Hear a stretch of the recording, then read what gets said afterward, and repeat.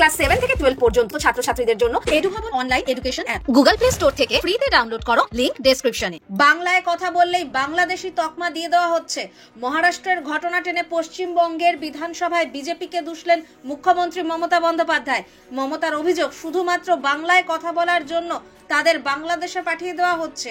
সোমবার বিধানসভায় মুখ্যমন্ত্রী বলেন, বাংলা ভাষায় কথা বললে বাংলাদেশি বলা হচ্ছে, বাংলাদেশে পাঠিয়ে দেওয়া হচ্ছে।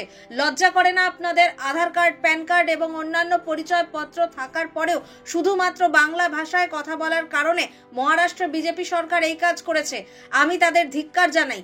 যেসব জায়গায় বিজেপির ডাবল ইঞ্জিন সরকার রয়েছে সেখানেই এই ধরনের প্রবণতা দেখা যাচ্ছে বলে অভিযোগ মমতার। মহারাষ্ট্রে কাজ করতে যাওয়া 3 পরিযায়ী শ্রমিককে সম্প্রতি বাংলাদেশি সন্দেহে মুম্বাই পুলিশ আটক করে। তাদের পাকড়াও করে বাংলার প্রশাসনকে না জানিয়েই পশ্চিমবঙ্গের সীমান্ত দিয়ে বাংলাদেশে পাঠিয়ে দেওয়া হয়েছিল।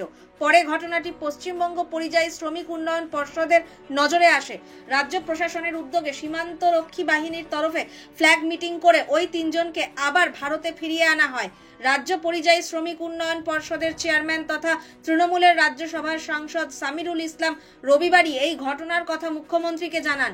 এরপরে সোমবার বিধানসভার অধিবেশনে বক্তৃতার সময় মহারাষ্ট্রের ঘটনা নিয়ে ক্ষোভ উগরে দেন মমতা।